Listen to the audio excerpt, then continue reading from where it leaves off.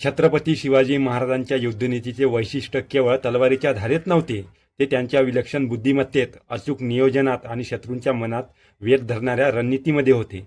त्यांचे एक अत्यंत रंजक उदाहरण म्हणजे पूर्वीच्या निजामशाहीच्या अंमलात आलेल्या अहमदनगर जिल्ह्यातील भीमेच्या काठी असलेल्या पेडगावच्या नजीकच्या बहादूरगड येथील खजिना हस्तगत करण्याच्या मोहिमेकडे पाहिलं जातं. इसवी सन 1674 महाराजांच्या गुप्तहेर खात्याने बहिर्जी नाईक यांच्या नेतृत्वाखाली एक मोठी कामगिरी बजावली होती.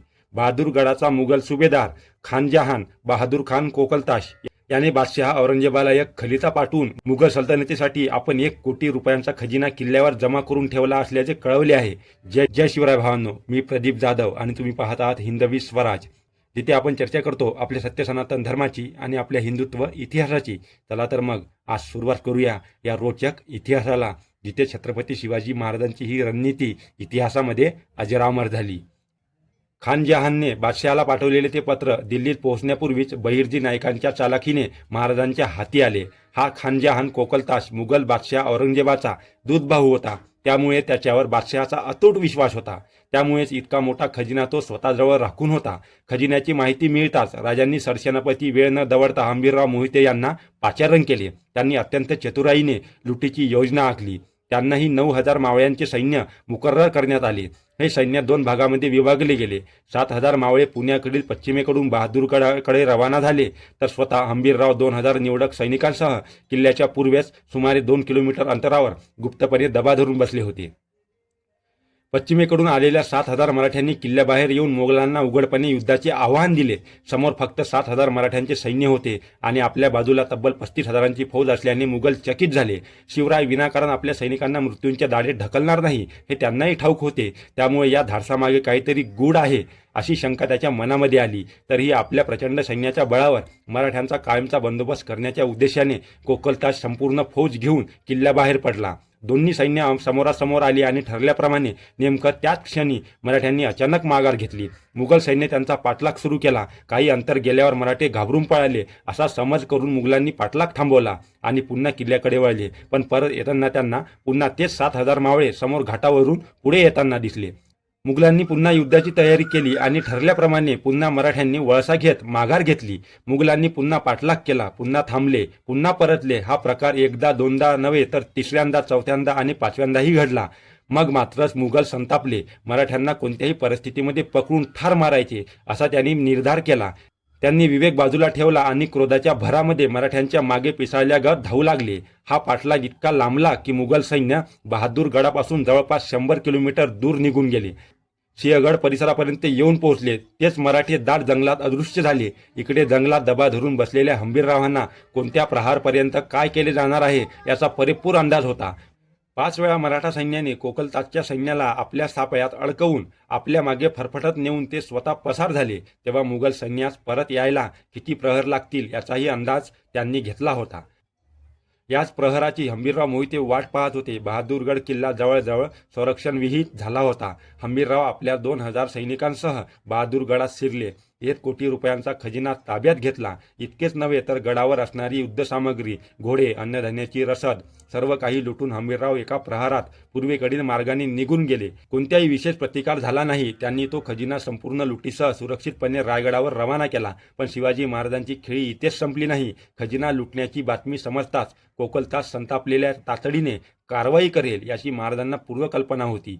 त्यांनी आपला वकील कोकलताशकडे पाठविला. त्या वकिलाने अत्यंत नम्रपणे महाराजांच्या वतीने दिलगिरी व्यक्त केली. त्याने असेही सांगितले की महाराज खजिना परत करण्यास तयार आहे, मात्र त्यासाठी एक अट आहे. औरंगजेबाने लेखी फरमान देऊन शिवाजी महाराजांना या प्रकरणात माफी दिली पाहिजे. त्या काळी दिल्लीहून लेखी आदेश येण्यासाठी महिनाभराहून अधिक काळ लागत असे. कोकलताशने तो प्रस्ताव मान्य केला. औरंगजेबाकडे दूत रवाना झाला. दरम्यान दिवस सरत गेले आणि पावसाळा जवळ आला. राजांना ऋतूबद्दलचा हा अंदाज होताच, म्हणूनच त्यांनी अतिशय विश्वासाने कोकलताश समोर हा प्रस्ताव ठेवला होता. पावसाळा म्हणजे सह्याद्रीचं अभेद्य कवच. त्या ऋतूमध्ये डोंगरी किल्ल्यावरील मराठ्यांना पराभूत करणे जवळजवळ अशक्य ठरत असे. घनदाट जंगले, रोरावणारे वारे आणि बेफाम कोसळणारा पाऊस, जंगलातल्या श्वापदाची वेगळीच भीती, अशा सगळ्या भावताला सह्याद्रीवर हल्ला चढवणारा कुणी वेडाच असू शकतो. त्यामुळे बादशहाचे फरमान घेऊन येणारा कोकलताश परत येईल तेव्हा पावसाळा भरात आलेला असेल हे राजांना ठाऊक होते. राजांच्या अंदाजाप्रमाणे महिन्याभरात कोकलताश औरंगजेबाचे फर्मान घेऊन परतला. मात्र तोवर परिस्थिती पूर्णपणे बदलली होती. महाराजांनी त्याला स्पष्ट शब्दात नकार दिला. खजिना परत देण्यास असमर्थता दर्शवली. कोकलताशलाही हे उमगले की आता पावसाळा ऐन भरत आहे. रायगडावर चढाई करून काही साध्य होणार नाही. शिवाजी राजा काबीज केलेली कोणतीही चीजवस्तू परत देणार नसताना हे आव्हान त्याला उमगले होते.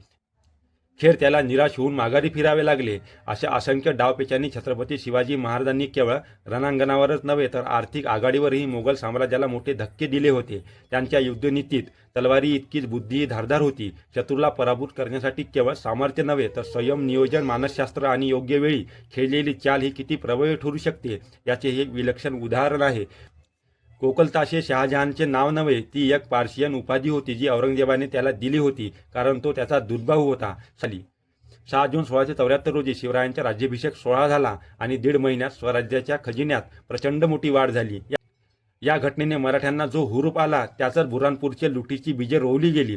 1674 मध्ये बहादूरगडची लूट केल्यानंतर शहाजहानने स्वतःला दोष देण्यास सुरुवात केली. त्याने दख्खनऐवजी मध्य प्रांताची सुभेदारी घेतली. तो बुऱ्हाणपूरचा सुभेदार झाला. मात्र याला कसे बनवायचे हे मराठ्यांना चांगले ठाऊक होते. शिवाजी राजांच्या निधनानंतर संभाजी महाराजांनी स्वराज्य रक्षण केलं. मध्य काळात खालावलेल्या गेलेल्या खजिन्यात भर घालण्यासाठी संभाजी राजांनी पुन्हा एकदा शहाजहानची निवड केली. 1681 साली फेब्रुवारीमध्ये खान जहान कोकलताश एका महिन्याच्या कालावधीसाठी कुतुबशहाच्या एका शाही विवाहात सहभागी होण्याकरिता औरंगाबादला रवाना झाला होता. शिवाजी राजांचे निधन झाले म्हणजे आता आपल्याला दख्खनमध्ये कोणताही धोका नाही हा फाजील आत्मविश्वास त्याने बुऱ्हाणपूरच्या रक्षणाची आणि किल्ल्यातली सारी रसद खजिन्याची जबाबदारी काकर खानावर सोपून त्याने मोठी माती खाल्ली.